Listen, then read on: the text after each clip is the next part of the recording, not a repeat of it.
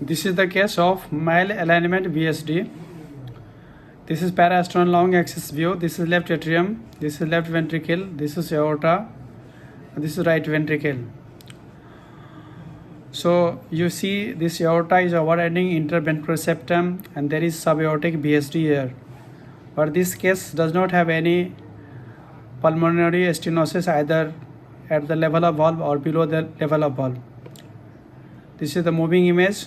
You can see the same thing in moving image. Left atrium, left ventricle, aorta, this is right ventricle, this is interventricular septum. Now the next image. See, this is pulmonary valve and pulmonary valve is opening properly. You can easily see this pulmonary valve is opening properly. So there is no pulmonary stenosis. So whenever you find this kind of situation, then that will be called malalignment VSD, because in case of tetralogy of Fallot we usually get malalignment at the same time in fundibular and valvular pulmonary stenosis. So when you get only this malalignment VSD without any pulmonary stenosis, then that will be malalignment VSD. If you get malalignment, this is malalignment VSD with infundibular stenosis, then that will be called tetralogy of Fallot, not the malalignment VSD. That will VSD will be also have subaortic in location, but that will not be called as malalignment VSD. So whenever you get this overriding of aorta over interventricular septum without any pulmonary stenosis, that will be called malalignment VSD. If it is with pulmonary stenosis, then that is the case of tetralogy of Fallot, that is also having infundibular stenosis. Now the next image, this is parasternal short axis view. You can see the right ventricle dilated compared to left ventricle, at the same time minimally D-shaped also, indicating raised right ventricle systolic pressure. This is four chamber view. Right ventricle is slightly more size compared to left ventricle, indicating right atrium, right ventricle enlargement. This is parasternal short axis view.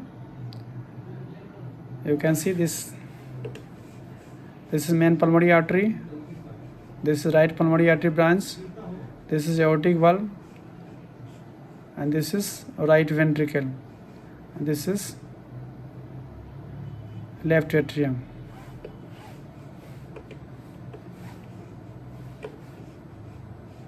This is left atrium.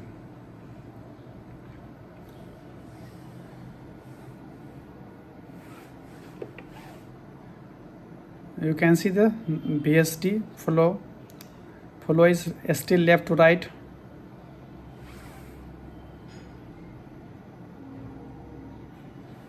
You can see trivial mitral regurgitation and trivial tricuspid regurgitation. This is flow across pulmonary valve, pulmonary artery dilated.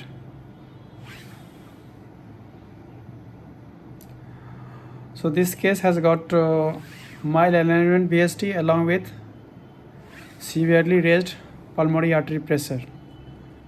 You can see that